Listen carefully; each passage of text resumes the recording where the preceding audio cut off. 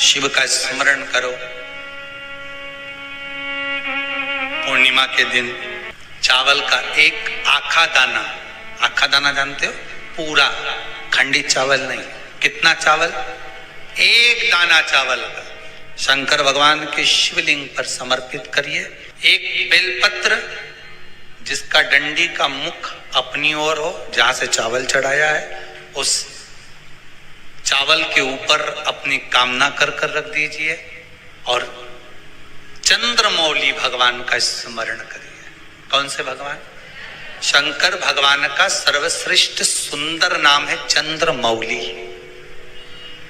चंद्रमौली भगवान का स्मरण करिए, अपनी कामना कर कर बेलपत्र समर्पित कर कर शिव जी पर एक लोटा पानी, एक जल पात्र समर्पित करो, कलश से जल चढ़ा दीजिए, नैनों में वो जल लगाकर अपनी कामना कर कर वापिस घर को आइए। अगली पूर्णिमा आएगी, जो कामना करी है मेरा चंद्रमौली भोलेनाथ उसे पूर्ण कर ही दे। शिव महापुराण की कथा कहती है, महाराज पूर्णिमा का जो चंद्र है वो विशाल काय है और उस चंद्र की पूर्णता में हमारी अभिलाषाएं भी पूर्ण हो। आप आस्था चैनल के माध्यम से जितने लोग कथा सुन रहे हैं, फेसबुक यूट्यूब पर जितने कथा सुन रहे हैं और कुबेरेश्वर धाम में जितने कथा सुन रहे हैं, आप में से कितने लोग हैं जो पूर्णिमा का व्रत करते हैं? जो माताएं करती हो जरा हाथ उठाइए। पूर्णिमा का व्रत जो करते हो ना आप लोग, रखिए हाथ। अब पूर्णिमा के व्रत में आपने कई बार किताब पढ़ी होगी पूर्णिमा की, या आपने व्रत किया होगा, या पूर्णिमा का व्रत आप धारण करे होगे, तो उसमें पूजन कौन से भगवान की होती है? पूर्णिमा के व्रत में किस भगवान की पूजन होती है? तो कहा पूर्णिमा के व्रत में केले के खंभ लगाकर पूर्णिमा का जो अध्यापन होता है, पूर्णिमा की जो पूजन होती है, उस पूजन में शंकर और पार्वती की पूजन की जाती है, शिव और नारायण की पूजन करी जाती है, शंकर और पार्वती का स्मरण किया जाता है। किसकी पूजन होती है? शिव पार्वती।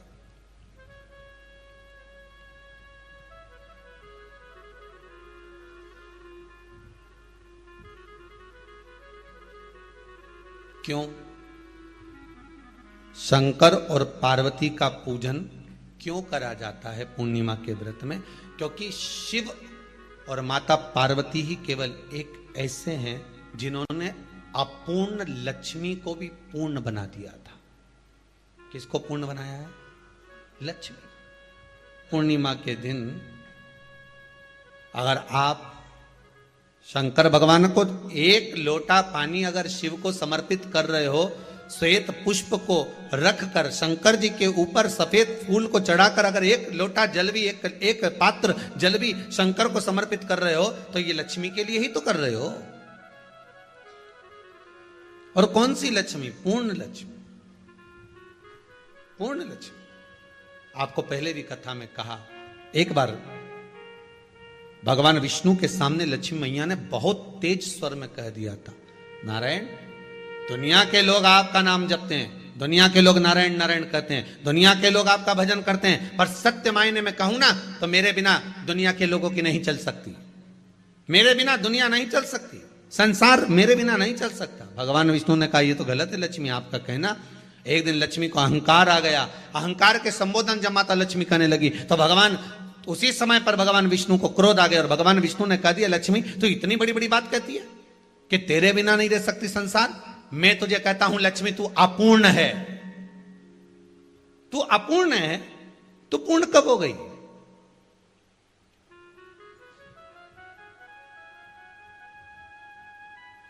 तेरी पूर्णता कहां हो गई?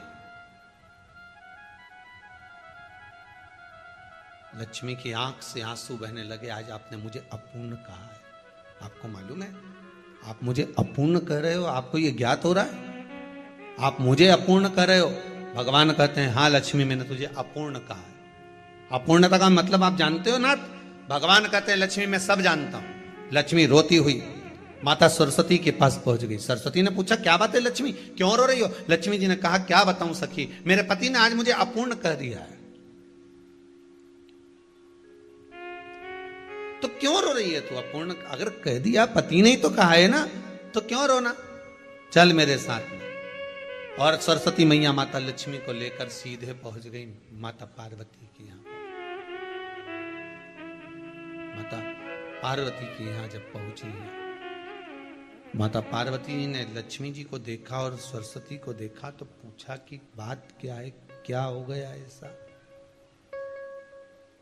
क्या हुआ, क्या है ऐसा जो तुम दोनों आज मेरे पास में आई? क्या हुआ?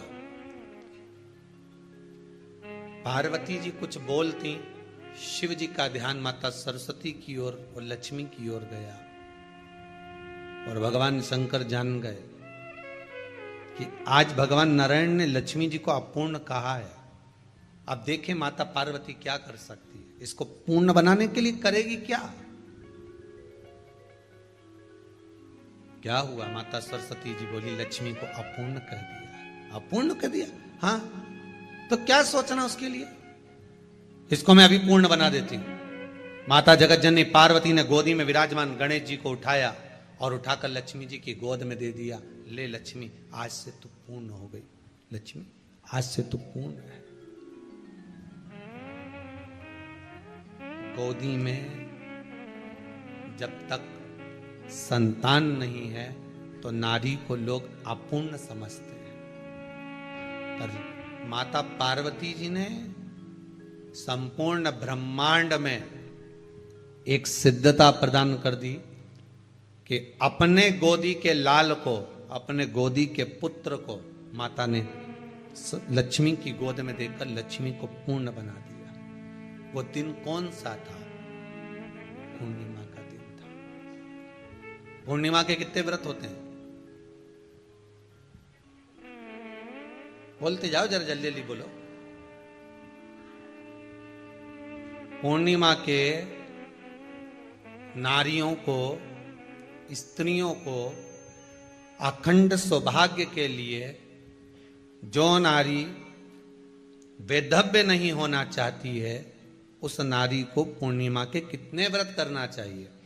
जिस नारी के यहाँ संतान नहीं हो, औलाद नहीं हो, उसको पूर्णिमा के कितने व्रत करना चाहिए? जिस नारी का पुत्र, पति बहुत बीमारी से ग्रसित हो, लग रहा हो कि ये मेरा बेटा बहुत बड़ी बीमारी में घिरा हुआ है, तो नारी को कितने व्रत करना चाहिए? स्वयं भगवान कृष्ण ने माता यशोदा को द्वापर में भी बताया है कि पूर्णिमा के 32 व्रत होते हैं। कितने व्रत होते हैं? 32।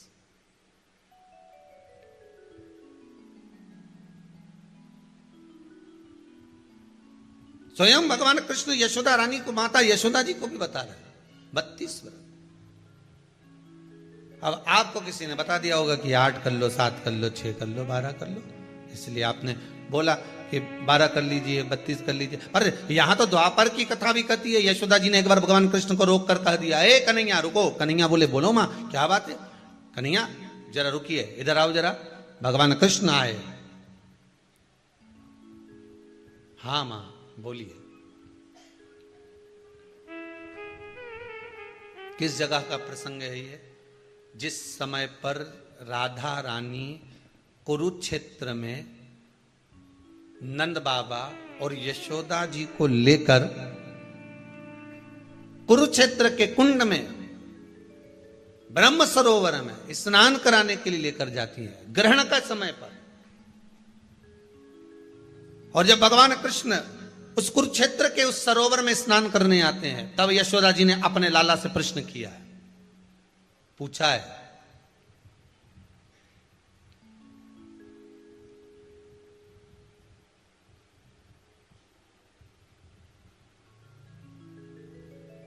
कि नारी वैधव्य होकर ना मरे।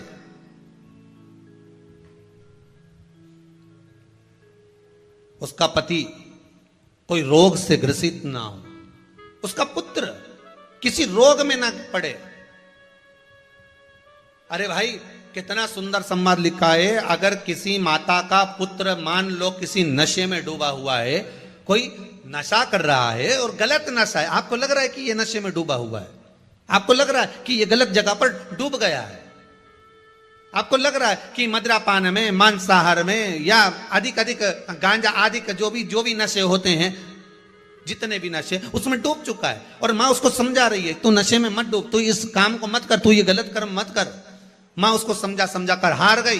तो मेरा माताओं से निवेदन है, आप उसको समझाना बंद कर दो, एक काम करना प्रारंभ कर दीजिए। हमें जो शिव महापुराण के माध्यम से शास्त्र कह रहा है कि आप 32 पूर्णिमा के व्रत प्रारंभ कर दो। उसमें करना क्या है आपको? केवल जिस दिन व्रत रहे, रात्रि के समय पर कोई भी मीठा, कुछ भी सामग्री आप चंद्र की रोशनी में, चंद्र को अर्घ देने के बाद, पूजन करने के बाद उसको रखो, और वही सामग्री जो नशा कर रहा है उसको पूर्णिमा के दूसरे दिन उसको खिलाओ। आप धीरे धीरे खिलाना चालू करेंगे, जिस नशे में वो डूबा हुआ उस नशे से वो छूटना प्रारंभ हो जाएगा। 2 पूर्णिमा व्रत करके तो देखो, 3 में तुम्हें जरूरत ही नहीं पड़े। धीरे धीरे आप रुक, वो छूटना प्रारंभ हो जाएगा। स्वयं भगवान कह रहे हैं, यशोदा मैया ने कन्हैया को रोक लिया कुरुक्षेत्र के उस मैदान में, और भगवान कृष्ण का दर्शन माता यशोदा जी करी। बहुत बहुत दिनों के बाद माँ को, आज माता यशोदा को लाला का दर्शन हुआ, बहुत समय के बाद, जाने के बाद, बहुत समय। जब देवता 33 कोटि देवता उस चंद्र के इंतजार में रहते हैं कि ये चंद्र प्रबल होगा, तब जाकर ये चंद्र यहां पहुंचेगा, तब जाकर हम मंथन करेंगे, तब जाकर वो अमृत मिलेगा, और उस अमृत को देवता धारण करेंगे तो वो आनंद पा जाएंगे। तो हम क्यों शरद पूर्णिमा छोड़ें? हम क्यों एक एक पूर्णिमा छोड़ें? एक एक पूर्णिमा के महत्व को जानिए। कोई पूर्णिमा साधारण नहीं है, कोई प्रदोष साधारण नहीं है, कोई शिवरात्रि साधारण नहीं है।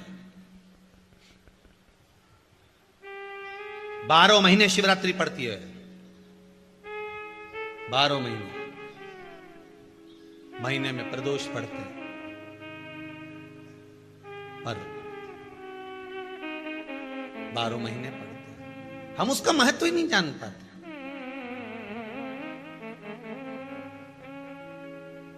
कौन से प्रदोष पर क्या करना है, कौन सी पूर्णिमा को क्या धारण करना है, कौन सी शिवरात्रि पर। कई लोगों को तो यहां तक नहीं मालूम था कि भाई श्रावण के महीने में भी शिवरात्रि आती है। वो तो बस लोगों के कि शिवरात्रि का पूजन हुआ, तो उसका स्मरण क्यों छोड़े हम?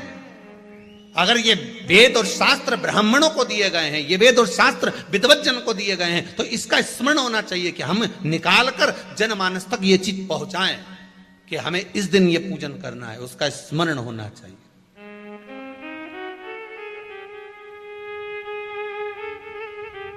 और वो सुख देने वाला।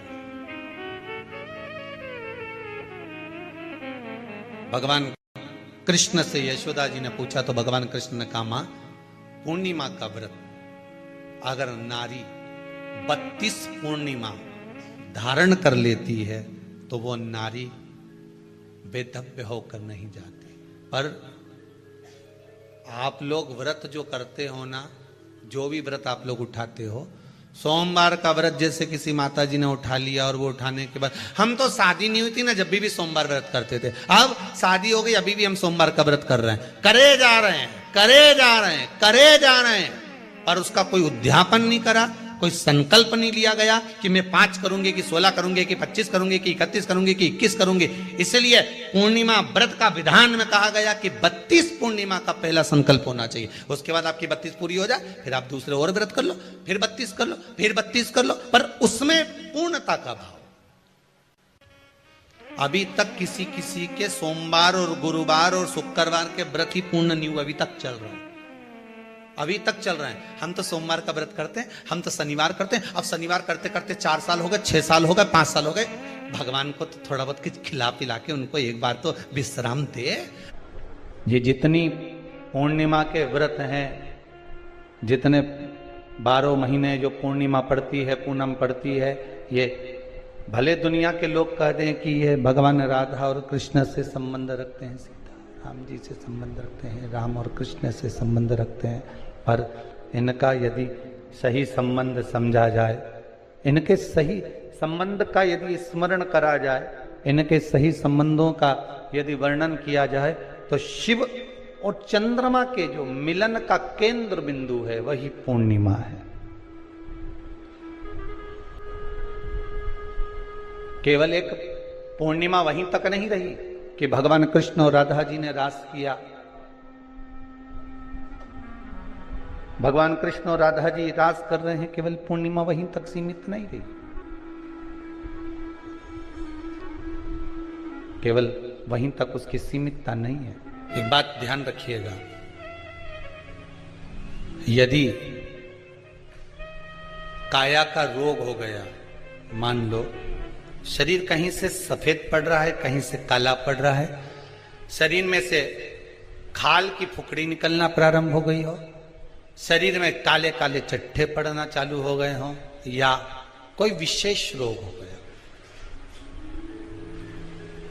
कोई विशेष शरीर में रोग है, बीमारी है, काया बेकार हो रही है, तो सीधी सीधी बात शिव महापुराण की कथा कहती है, सुंदर आनंद में श्रवण कर कर आप अपने जीवन को, ये पूर्णिमा शिव महापुराण की कथा कर पूर्णिमा आ रही है, कुछ नहीं करना, पीपल का एक पत्ता, उस पत्ते पर थोड़ा सा चावल, थोड़ा सा चावल, पूर्णिमा की रात्रि को अपने हाथ में लेकर, अपने नयनों से लगाकर, शरीर पर से स्वयं उतारकर उसको दरवाजे के पास रख दीजिए।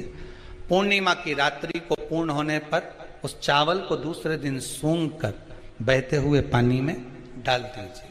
महाराज कितने भी रोग से ग्रसित हो गए, पीपल का एक पत्ता 52,000 ब्राह्मण की साक्षी कराता है। महाराज बहुत ध्यान देना, पीपल के वृक्ष में स्वयं नारायण का, मेरे कृष्ण का वास है। स्वयं भगवान गीता के अंतर्गत कहते हैं कि मैं पीपल का वृक्ष हूं, नारायण उसी में। 52,000 ब्राह्मणों का वासा एक पीपल के पत्ते में होता है। और आपको पहले भी कथा में कहा, गाय, ब्राह्मण, बहन, बेटी, ये सब काल का हरण करने वाले हो, काल को हरने वाले हो, रोग को मिटाइए। शिव का स्मरण करो। पूर्णिमा के दिन चावल का एक आखा दाना, आखा दाना जानते हो, पूरा खंडित चावल नहीं, कितना चावल, एक दाना चावल का शंकर भगवान के शिवलिंग पर समर्पित करिए। एक बेलपत्र जिसका डंडी का मुख अपनी ओर हो, जहां से चावल चढ़ाया है, उस चावल के ऊपर अपनी कामना कर कर रख दीजिए और चंद्रमौली भगवान का स्मरण करिए। कौन से भगवान? शंकर भगवान का सर्वश्रेष्ठ सुंदर नाम है चंद्रमौली। चंद्रमौली भगवान का स्मरण करिए, अपनी कामना कर कर बेलपत्र समर्पित कर कर शिव जी पर एक लोटा पानी, एक जल पात्र समर्पित करो, कलश से जल चढ़ा दीजिए, नैनों में वो जल लगाकर अपनी कामना कर कर वापिस घर को आइए। अगली निमा आएगी, जो कामना करी है मेरा चंद्रमौली भोलेनाथ उसे पूर्ण कर ही देगा। शिव उपासना के लिए जितनी 12 महीने में पूर्णिमा पड़ती है, एक एक पूर्णिमा का व्याख्यान वर्णन करेंगे। आज तो कथा का महत्तम दिवस है, पहला दिवस है, तो हम उसको महत्व समझें कि पूर्णिमा का महत्व क्या है, हम उसका महत्व समझें कि शंकर और चंद्र का रिश्ता क्या है, संबंध क्या है।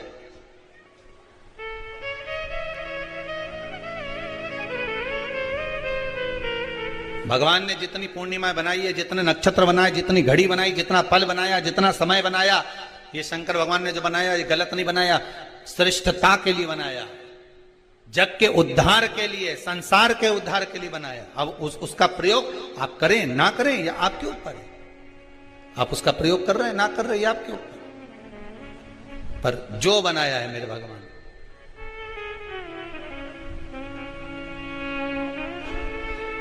शिव देने